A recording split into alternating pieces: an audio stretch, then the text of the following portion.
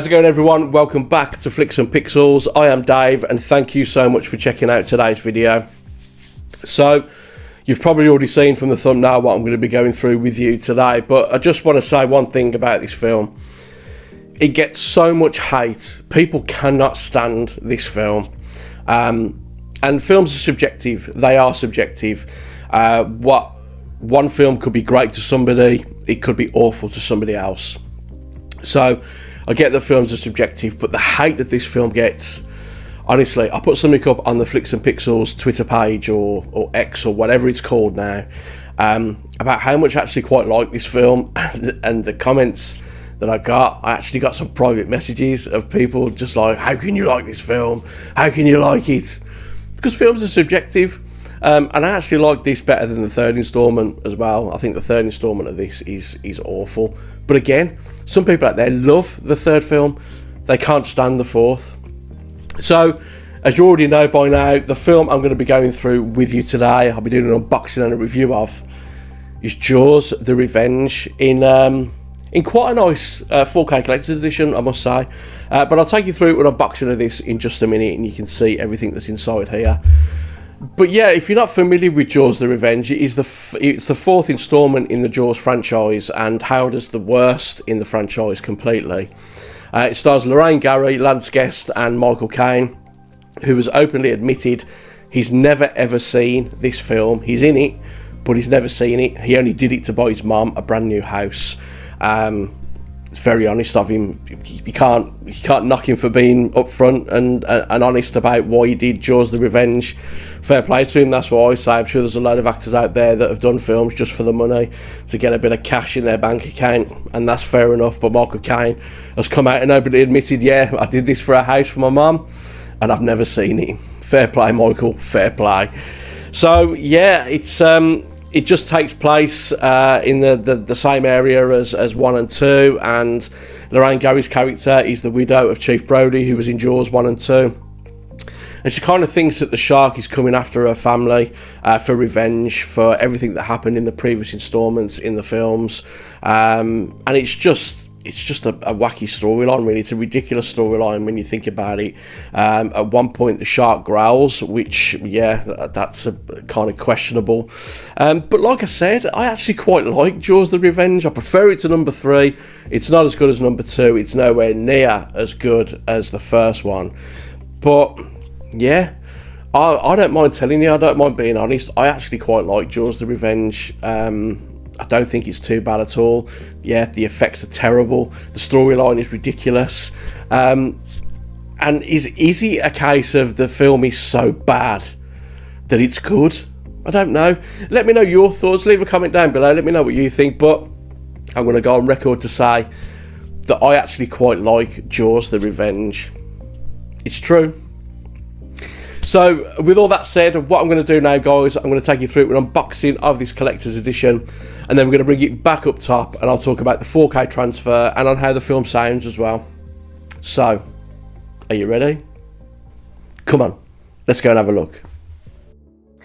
Okay, then, so here we go with Jaws: The Revenge collector's edition on 4K. But before I go through what's in here, I'll just bring in the card that comes attached to the back. And you've got a brief description of your film. You've got a breakdown of what you get in the collector's edition, and it is a bit slim on bonus features because all you get is the ultimate ending, which is a shame.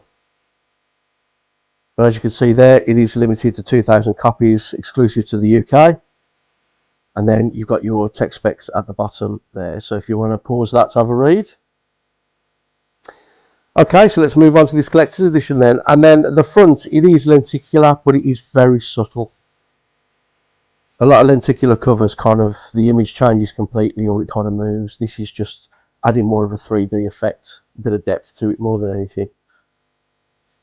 So very subtle, but it's there, and if you can make it out. Right at the top, you've got Jaws: The Revenge, and then you've got Lorraine Gary's character there in the boat trying to take down the shark.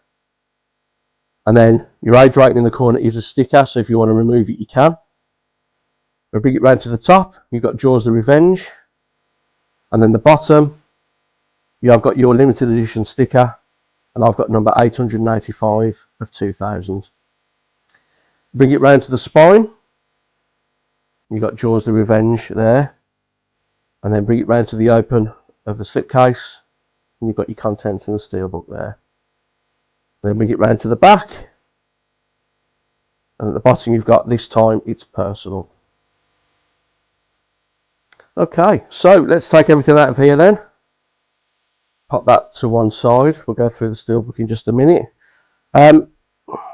It isn't kind of like a rigid hard case as such, but it is better quality than your regular slips.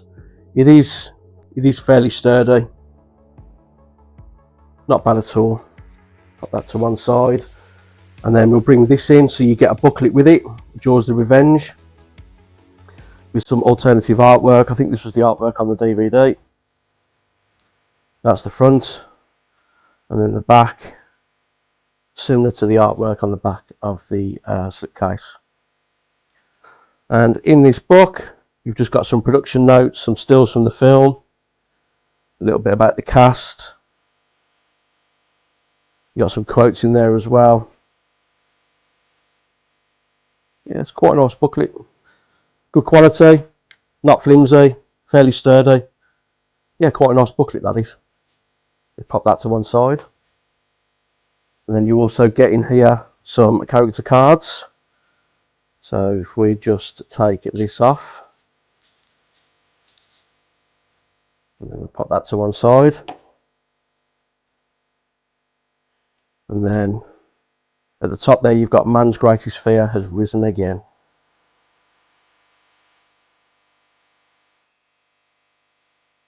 Good quality postcards, gloss finish on the front. And then on the back, they all just say Jaws the Revenge. So yeah, again, good quality postcards there. Quite nice. And then last but not least of the collectible items you get in, you get a poster. And that is the artwork that is featured on the front of the slipcase. And then if you flip it over, you've got the original artwork. And again, it's quite a nice poster, good quality, not too flimsy at all. And then we'll bring in the steelbook. And then, as you'll see, it is kind of like the reverse of the slip cover. So you're kind of seeing it from the shark's mouth, whereas on the slip cover, it's seeing it from Lorraine Gray's character. So put them side by side and you can see there. Yeah, not bad. Quite like that. Nice steelbook. So that's the front. You've got Jaws the Revenge. Then you've got that point of view from the shark's mouth.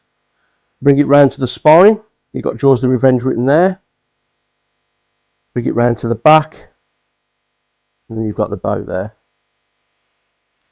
And if we open this up, you are greeted with your 4K disc. That is the artwork on the disc. And then you've also got your Blu-ray disc as well. And that's the artwork on the Blu-ray. And then inside, you've got a scene towards the end of the film. You see Michael Caine in the distance there as his plane crashes into the sea. So yeah, overall it's quite a nice steelbook. I quite like that. Got these discs back in here, like so. And then we'll do a quick recap. So you get your steelbook, you get your booklet, you also get your reversible poster, and you also get your postcards and the outer case as well. So that was Jaws the Revenge 4K Collector's Edition. Let's go back up top and let's talk about it. Okay, so we are back up top with Jaws the Revenge in this 4K Collector's Edition. And yeah, it's quite a nice Collector's Edition. There was only 2,000 of these made. Some people think that's probably 2,000 too many, but I quite like this edition, and as I said earlier, I quite like the film as well, and I don't care who knows it, I quite like Jaws the Revenge. Onto the 4K transfer then, and I've got to say straight away, the 4K transfer is absolutely brilliant. I think it's a very, very good transfer indeed. It's got some terrific fine details, close-up shots look incredible at times on this, and the HDR10 really adds some oomph and some punch to the lights, especially in the nighttime scene, close to the beginning of the film actually.